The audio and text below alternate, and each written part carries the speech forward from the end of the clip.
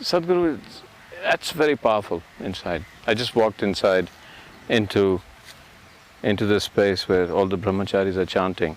There's something special about their chants. It kind of hits you right here. It's kind of energizing and power. So, what is it? What's a brahmachari? I mean, we understand in Hinduism, brahmachari means denial, and you often said it's not about denial, it's about gaining something without denying it. So tell me about it. And I have to say, they're both men and women in there. It's not like, they're not like monks, that all the women have been put up in a nunnery and the monks are in some monastery. They're all there. For example, somebody is out to climb Mount Everest, okay? He prepares for years, probably for a lifetime he prepares. And then he is in the harshest of climate, denying himself every pleasure of life, of comfort, of family, of society, everything that normally people want to have, he denies himself all that to climb the mountain. But do you really believe he is denying himself? Or is he making another possibility which you can never imagine real in his life? So that's brahmacharya. The word brahmacharya literally means, Brahman means the ultimate, charya means the path. You are on the path of the ultimate. Or in other words, you are somebody who is not willing to settle for small things. So anybody who has created anything worthwhile in their lives have naturally denied themselves lot of simple pleasures other people are having. When you're making a film, maybe you're not eating well, maybe you're not sleeping well.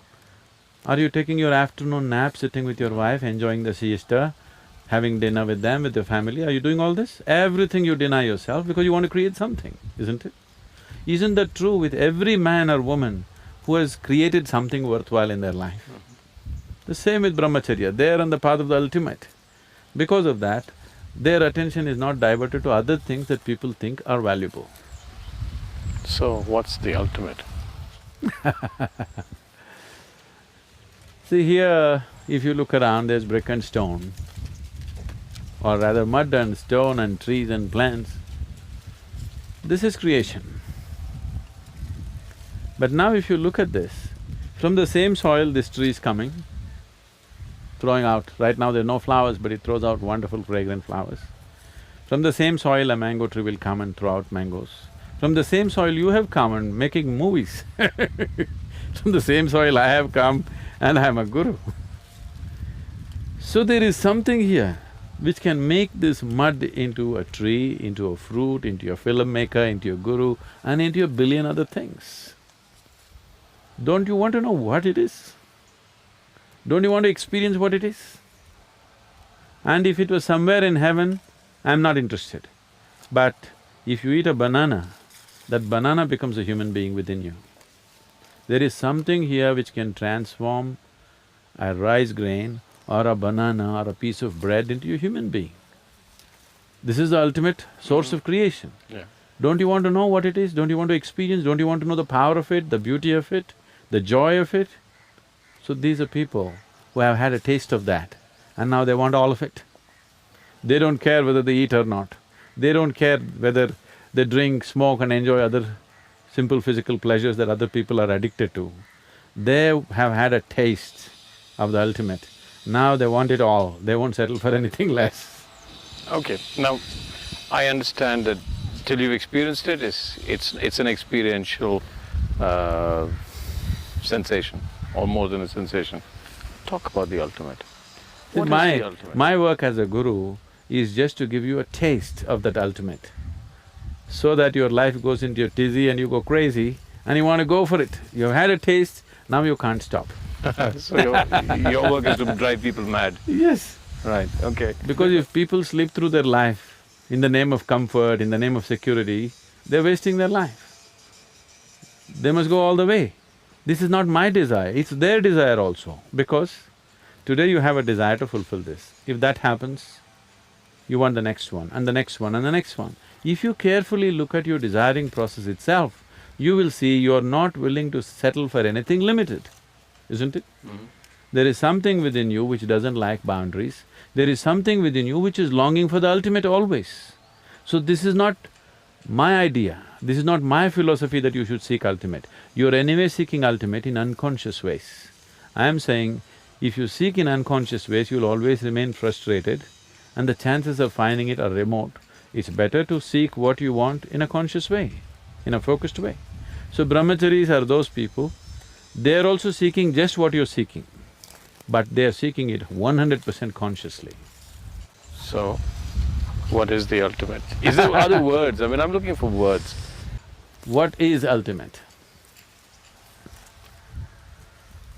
See, whatever we look at, we can only look at the way you understand it right now, okay? If I say something which is not in your understanding, now I'll be compelling you to believe me or disbelieve me.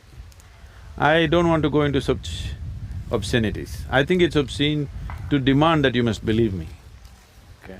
So right now in your life, do you see that when you stand here, what you call as myself, actually you gathered over a period of time? Yeah. In terms of your mind, Yeah. it's a huge heap of impressions. In terms of your body, it is a heap of food that you have eaten. So you gathered this. What you gather can be yours. Can it ever be you? No. Then what is the you beyond yours? What's the… So, you're existing here Yeah. without even knowing what is me. Yeah. So this me, right now we will go this way, this me is the ultimate. This me is not a simple me. This me can make a piece of bread into a human being, a banana into a human being. This is not a simple thing.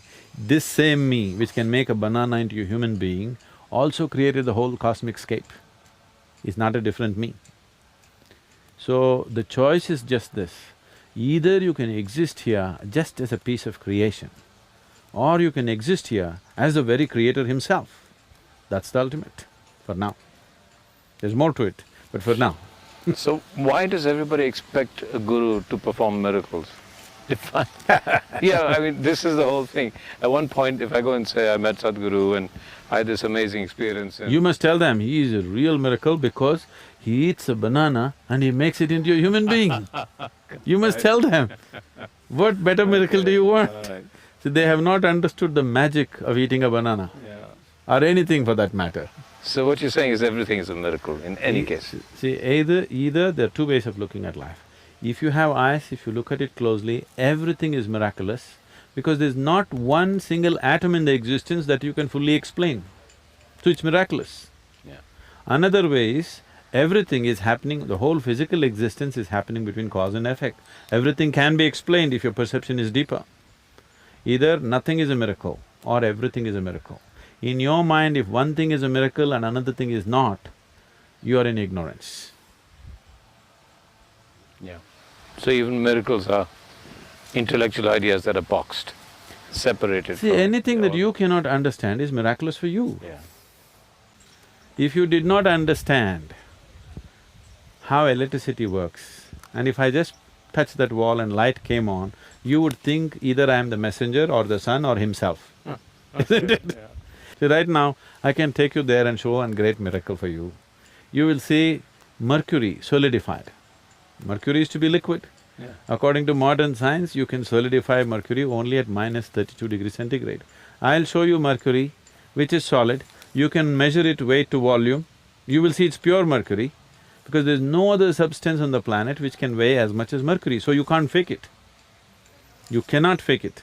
You will see just a 23-inch tall ellipsoid, which weighs 682 kgs. Nothing else on the planet can weigh that much, unless I imported something from somewhere else, which I have not. This is just pure, plain mercury. But it's solid, in room temperature. Is that miracle enough? But it's not a miracle, I can explain the science of it.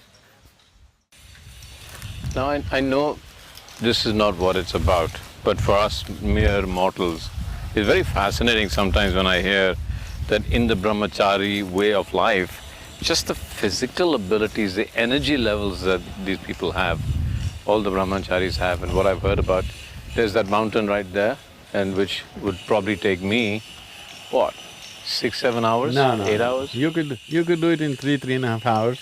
They'll do it in 35–40 minutes. So, Because I've seen them, while I've been here, I've seen some of them. Well, yeah, other than the volunteers and the the meditators, but I've seen the brahmacharis. They never sleep. I when I go to bed, like when I'm forced into bed because I stay awake a lot at night, they're still awake. And then when I come in the morning, they're like as fresh as anything, teaching us yoga, walking everywhere. And then I try to play football with them. And they're the most energetic football players. I mean, okay, so they're younger than me, but I've seen football players, the kind of energy they exhibit without sleep, without rest in this brahmacharya. And then I saw one of them eat, and I said, "What are you eating?" And he said, "Well, it was just soup and a few grains, and that's all they were eating." So tell me, what is it? Tell me about that energy that comes from this way of life, the way of lifting your energies. What does it do to you physically? See, the energy that you have right now is not all about the food that you eat. Sunlight, air and water you drink is actually contributing for more than 60% of the energy that you have. Yeah. I think there is a whole misunderstanding. I know if I say this, it would be very, very controversial because humanity has invested so much in the other direction. We are always thinking of energy as nourishment, food nourishment. People are constantly calculating how much iron, how much magnesium, how much this, how much that. And every day there's something new. Yes, I'm not saying that's not needed. Definitely that's the chemical ingredient of the body, it needs to be taken care of. I'm not trying to belittle the nourishment. Nourishment is definitely needed. But that is not going to determine the energy levels that you have. And your ability to transform what is food into what is a human being and what is energy and consciousness is what makes you who you are, your ability, the efficiency. Now, every machine that you create, you are no more just trying to create big machines, you're always thinking about being energy conscious, isn't it? Now, you are driving an Ambassador which was giving you 4 kilometers per liter, it was okay. Now it is a crime. Because you understand this is not the way to live. Now today you want 40 kilometers out of a liter. So it's a question of energy efficiency. So, brahmachari is into various types of sadhana, certain internal maintenance of the system. The way it is managed is, nothing is wasted. It is very eco-friendly, very, energy-conserving methods through which you generate a huge amount of reserve energies within you. You don't sleep, you don't eat, it doesn't matter. If I don't sleep for 3 nights, you will still not see any difference in me, I'll be carrying on. This is not some superhuman. See, first of all, we need to understand this.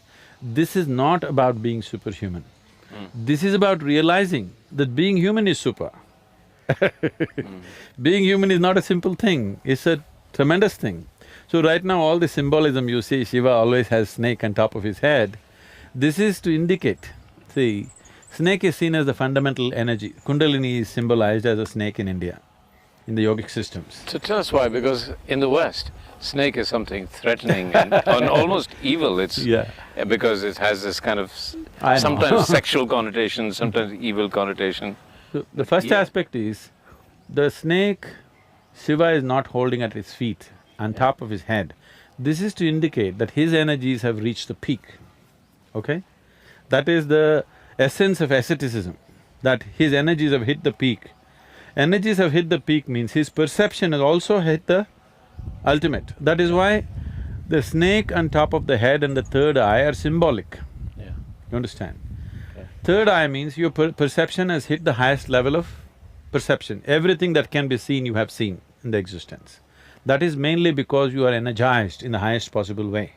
If your perception has to evolve and enhance itself, the most important thing is your energy has to evolve and enhance itself. So the whole sadhana that the brahmacharis are doing and all the yoga practitioners are doing is to evolve, refine their energies in such a way that their perception is enhanced and the third eye opens. Third eye opening does not mean you'll have a crack in your forehead. Okay. It just means that your perception has gone beyond the dualities of life. You're able to see life just the way it is, not the way it is necessary for your survival. You're able to see it just the way it is. So about the snake, see, Even according to the Christian, whatever, what do you call that theology, Adam and Eve, first man and first woman were there, that is the story. Even if you go by that story, they were a dumb couple. They didn't know what to do with each other. Yeah. All right? Okay. So the snake came and made them eat the fruit of knowledge. Yeah. Anybody who makes you eat the fruit of knowledge, is he evil or divine, tell me? Yeah, I would say that's divine. And by eating this fruit of knowledge, life got initiated on this planet. The whole life process became possible only because of the snake tempting Eve to eat the fruit of knowledge and share it with Adam. Only one who is out and out against the fundamental processes of life can and will say snake is agent of the devil. Yeah. One who initiates life has to be agent of the divine, isn't it? Yeah. So here we always saw the snake as the agent of the divine. There is no temple in India without a snake. Somewhere there will be a snake to indicate this is the agent of the divine. And above all, Shiva keeps it on top of his head, not at his feet, not somewhere. A crawly creature on top of his head because to indicate that this is what initiated the life process. Religion and spirituality, you keep saying it's two separate things. Religion is See, we do not know what's religion in this part of the world. We have no religion here. Because here, in India, for example, there are 36 million gods and goddesses, okay? Yeah. As if that's not enough, see, now I'm creating a new one. Yeah. Everybody's excited, Sadhguru is going to create a new goddess. He's going to give birth to a new goddess, everybody's excited. Any other part of the world, they would have killed me. Isn't it? New goddess That's the whole thing, because here we clearly understood God is our making. Yeah. Everywhere else they propagate it, you are God's making. No, the way you think about God, the way you project God is essentially our making, isn't it? Yeah. Yes, there is a fundamental force, but all other aspects are our making, isn't it? Yeah. So, we made it in every possible way we like it. 36 million, I feel is not enough. I feel every human being should make his own God, the way he can relate to.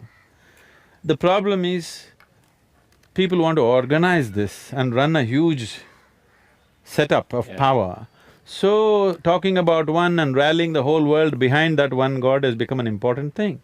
If all of us had our own gods made by us as we can relate to, you could never organize it. Yeah. So, God becomes your fingerprint, each one different. Yes. Yeah. And above all, see, in this culture, we never held God as the highest. God is only a stepping stone, He's only a tool for you to reach your mukti or your ultimate liberation. Freedom is the highest goal, not God. Sadhguru, can we sit here for a while? Because you have more energy than I do. Okay. Okay. So Sadhguru, you said this many times, that the highest goal is freedom. Now, people understand freedom in different ways. The two words, the three words that you used, liberation. So liberation from what? Freedom. So everybody, as you yourself said, it's contextualization. Freedom from what? And when you say ultimate freedom, so does that mean that you get into freedom that has no context, so Yes. therefore it becomes ultimate? And from that, the question, you use the word duality. I know these, I'm struggling, I kind of sense them, but I cannot see them clearly, so I want you to talk about that, these words. See, generally the word freedom, before 1947 in this country, if you said freedom, people only thought if the British go away, we are free. That was our idea of freedom at that time. I'm sure those last couple of decades, the word freedom, azadi, just meant English should go away. Yeah. So English went away. Now are we free? Not really. Politically free, yes, but in no other way we are really free. So, freedom may mean different things to different people depending upon the context of their individual life at a certain moment. But essentially, do we understand that we are living within certain limitations of life?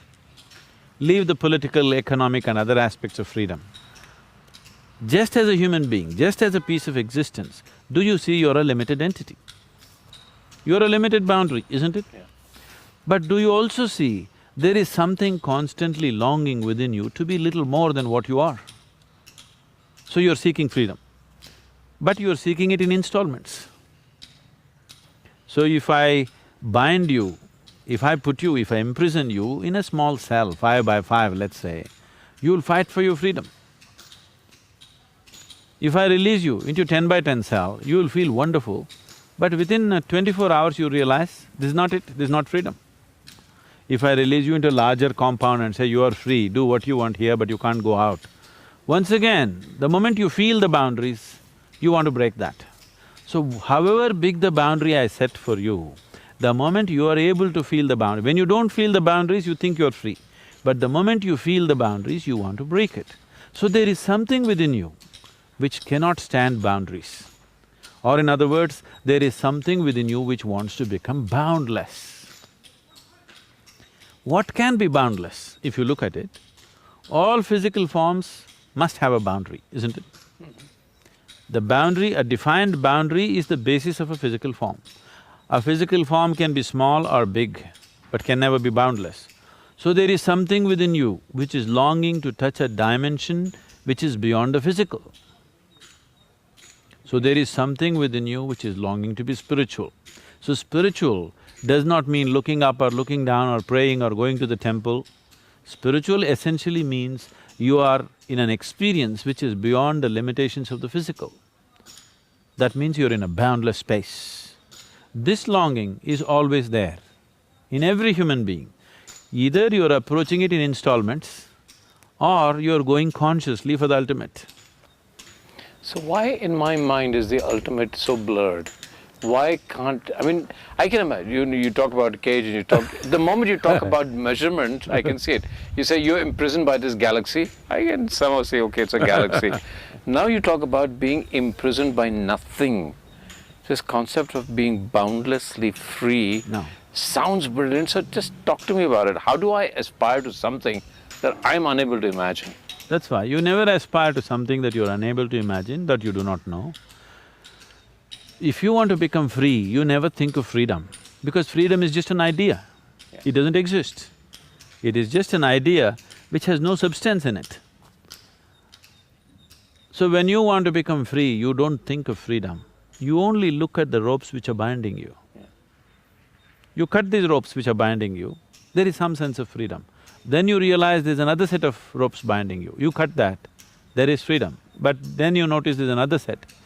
It doesn't matter how many sets of ropes are binding you, there must be a place where if you cut enough of them, nothing binds you, right? There may be… the number may be big, but still it cannot be innumerable, isn't it?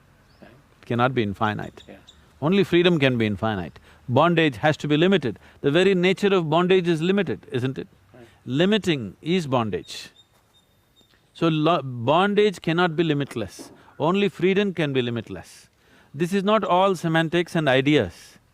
In terms of life's experience, you don't waste your time talking about or thinking about freedom or the ultimate. You look at what's binding you now and see how to transcend this. This is growth. And what actually is… so I'm looking at myself, what's my most limiting factor? I mean, that you could probably say most people, that's what they're bound by. They're… let's say, I mean, I'm a filmmaker, I can go anywhere in the world, I can travel, I can do anything. I have, Yes, but if I make you walk around for 1 hour, you'll have to rest. 2 hours, you have to go to sleep. That's a limitation. How would you… what kind of a filmmaker would you be if you could be like me, stay awake for 5 days at a stretch, don't bother about eating, sleeping, nothing, you can just focus on what you have to do? What kind of a filmmaker would you be? Maybe you would have all the actors dead. Yeah, well, I've been accused of that, but then my film becomes my limitation. So, boundless, because I get very passionate about filmmaking and then I forget to sleep and eat, but then at one point it becomes a film and the film is over. This idea of complete… No, I want you to just imagine yourself. So, we're just talking about tangible things so that it's easier to, see it. Suppose you had no physical limitations. If you have to go to the bathroom, you have to eat, you have to sleep. suppose you could just be on, 100% focused for 3 days at a stretch, what would be the quality of your film? I want you to imagine. Yeah, it would be absolutely brilliant. It would be yeah. something else than Yeah. what you're doing right now, isn't it? Yeah. So, why is that possibility not being explored for now? So if you explore that, then you will see that's fabulous, but there's still other limitations. But Yeah. those limitations are not relevant now because we are still in these limitations. Yeah. Okay, so my body is my own limitation, that's what Body you're is a saying? limitation, mind is a limitation, emotions are limitations. They're also possibilities. See, your body is your possibility. Sadhguru, what I'm asking you, and I know you're not saying it because you think it sounds like madness, but let's go into madness. The promised land, let's talk about it, because we've talked about this. We've talked about it in the context of Shiva, we've talked about it in the context of absolute freedom, we've talked just in terms of absolute, we've talked about you have to overcome duality. What's there? I know it's difficult, but it's if not I was going to difficult. convince my friends to follow It's not this path, difficult, it could be… what's in your there? present context, it could be scary. Okay, See, even right if it's now, scary. for example, when we say Shiva, Yeah. most people, everybody can look at Shiva the way they want it. That's why all these many forms. Shiva is a Bholenath, an innocent child, you can play with him whichever way you want. He's a fiery god, he's a Nilakanta, he's Sadashiva, he's a million other things. Why all these things is, so that everybody can relate to it as they want. But essentially what the word Shiva means is, that which is not. That which is creation, that which is not is Shiva. So what is it that which is not? Why are we looking at that which is not? Well, that which is not is the basis of creation. It is the empty space of the existence which is the womb of creation, isn't it? So we say Shiva is the basis of everything. This is just the ultimate physical sciences. Let me not use the word ultimate. The highest level of physical sciences expressed in a beautiful dialectical format. So Shiva is that which is not, that which is still and that is not. Out of that pops out creation, because he came in touch with a certain energy which we are referring to as Shakti. Whenever Shakti just passes by, boom, he roars. You call it a big bang, we call it he rises as Rudra, he roars and he creates his first form, which is an ellipsoid, from that springs all creation. Well, the physical sciences are 100% in agreement with this today. You're saying it's a dark energy. Shiva has always been referred to as the dark one. So what you're referring to as Shiva is just that which is not. We are not talking about a god who is sitting up there. But why the form? The form is because the first yogi is also called Shiva because he realized Shiva. What is perceived and the one who perceives it, we don't see any difference between the two. So when we say Shiva, one moment we'll be talking about the first yogi, the Adi yogi whom we worship for all the knowledge he's given us. And that aspect of Shiva which is limitless, boundless, nothingness, we are seamlessly moving from this to that because that is what a dialectical culture is. That's how life is. Life is constantly flowing from logic to illogic, illogic to logic, masculine to feminine, feminine to masculine. People who think their lives out, they're always in conflict, they're not able to figure what's the nature of life, they're not able to experience life because they're trying to stick on to one thing. This is like you stand on the right bank of the river and you think the left bank is wrong. If you try to eliminate it, you'll eliminate the river and the right bank. Life is happening not separately, it is all happening in, it's all entangled in each other. Entangled is not the word, it's intermingled with everything and everything. So, the whole culture evolved like that. We will be uttering Shiva, in this sentence if I say Shiva, I'm talking about the boundless nothingness. Next sentence I say Shiva, I'm saying yogi. It's for you to figure what I'm talking, because if I go on explaining this and that, then I'll be separating the two. Because in my consciousness, in my perception, the one who perceives and what is perceived are not different. He becomes a yogi The word yoga means union. He becomes a yogi because he has experienced the union of the existence. He has become one with the existence.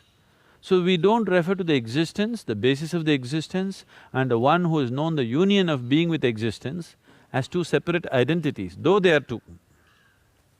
So, one possibility, and as you say, it's just one possibility, is that the ultimate is nothingness. It is. What Buddha describes as shunyata, or is that the same thing? See, Gautama goes about using negative terminology because the moment you use positive terminology, people will fly off into imagination. Wild imagination will happen. If you say God, people will imagine a man sitting there and you can go and sit in his lap and all wonderful things happening to you, all the nonsense. So Gautama very consciously is constantly using negative terminology. He says shunya, he says nirvana, he says anatma. These are all his words, anitya, anatma. These are all complete negative terminology. The Western cultures use positive terminology because they're so terrified of the negative. But the positive means nothing without the negative, isn't it? So the yogic culture uses both of them together. Seamlessly we move from this to that to this. Shiva is the most wonderful man. At the same time, he's the most horrible man. He's an ascetic, but he's a great householder. He's a drunkard, he's the peak of alertness. He's always intoxicated, but he is the peak of alertness. Because this is the way existence is. It is neither this nor that. Both of them are in play all the time. So in the yogic culture, we use both positive terminology and negative terminology. Buddha used only negative terminology because he's afraid that if you use positive terminology, people will fly into wild imagination, which is a wise thing, in a way. This is a question I'm asking on behalf of the people who are unable to speak to you directly, okay? The economic collapse has taken place, the world's gone into a tizzy. I've just lost my job, I have a mortgage that I can't pay, I have 3 children that I can't educate, I have a wife who's saying, what's going to happen to our life? And my pension has all disappeared, as I thought that in future I'm going to get this pension. My beautiful life, if this is the United States, my American way of life has just collapsed. And now we can talk, you're talking about contradictions, you're talking about nothingness and… Oh, you asked for it. I asked, I agree. So now I'm asking behind, what would this mean to me?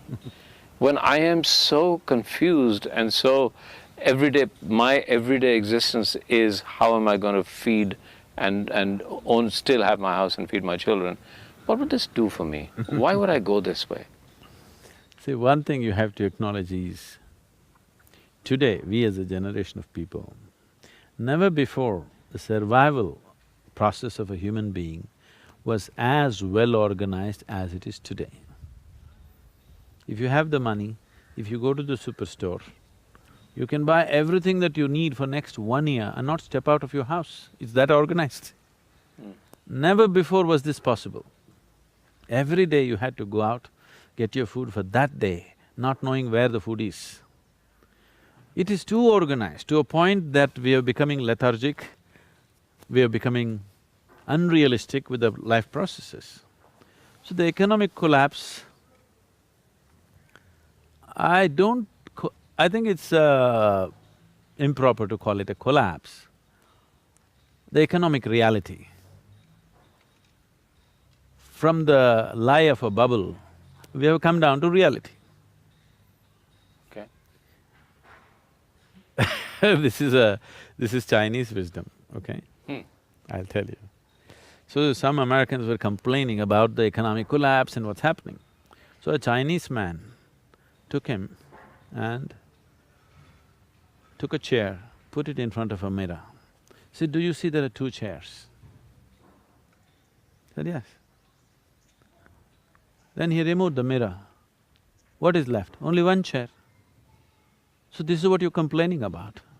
Always there was only 1 chair.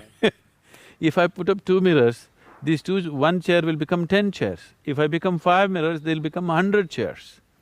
But that's not the point. The real thing is, there's only 1 chair. There's only 1 planet, there's only that much resource, there's only this much. Rest is all exaggerated nonsense, okay? I don't think we should wait for it to collapse. If we are wise, we must pull it down ourselves. I was being interviewed by one of the national channels just before the economic collapse. When India's share market was touching 21,000 something, and that day I was in Mumbai, they wanted to interview me. They said, "What do you think about this?" I said, "It's unwise to have share market running at 21,000. I also keep general, attention towards what's happening in the economic spheres. If you ask me, India's share market should be at 14,000. But we would like to make ourselves little bigger than who we are to attract foreign investment, this, that. So if it's running at 16,000, 16,500, sufficient exaggeration to impress the outsider. But if you run to 20, 21, it is not good. And this is like, you want to go to an interview today, you are only 5'8", you want to wear 2 inches heels and go. It's all right. You want to look little taller than who you are.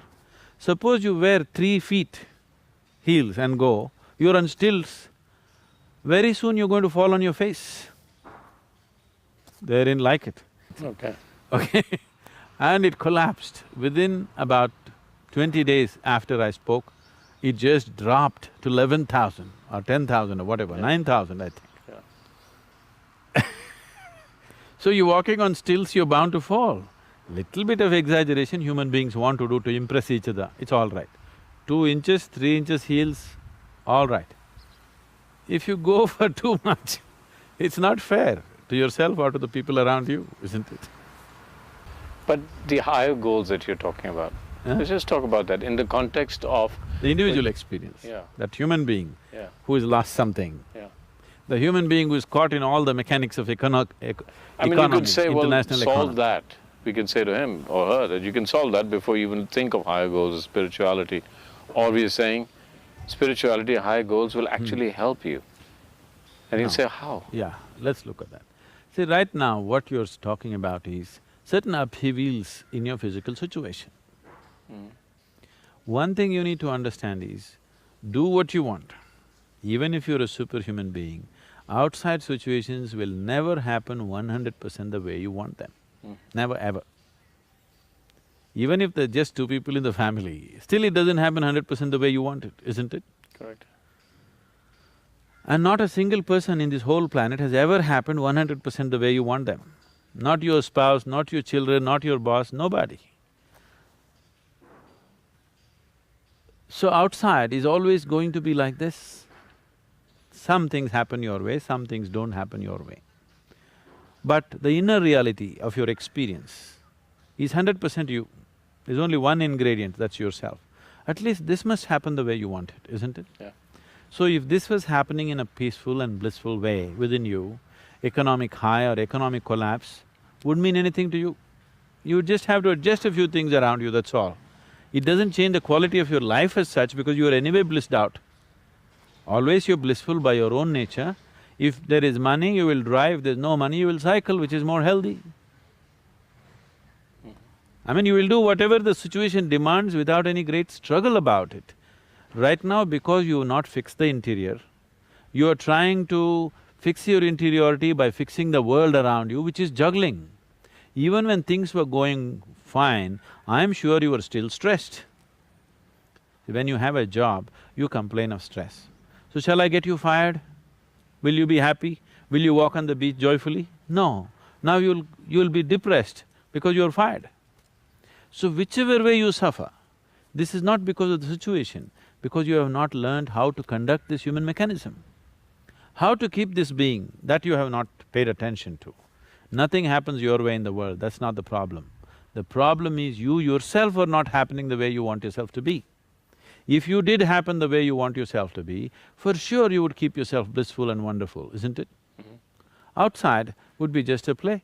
You conduct it to the extent you can conduct it. Never before another generation of people have known these kind of comforts and conveniences. You are living better than your father, your grandfather, anybody. Unless your grandfather was a Maharaja or something, definitely you're living better than your father and grandfather, but you're still complaining. because it's not happening the way you think it should happen. So, if it happens any better than the way it is happening right now, your economy, you will have no planet left. I'm glad economy has collapsed, because ecology will improve when economy collapses. Right.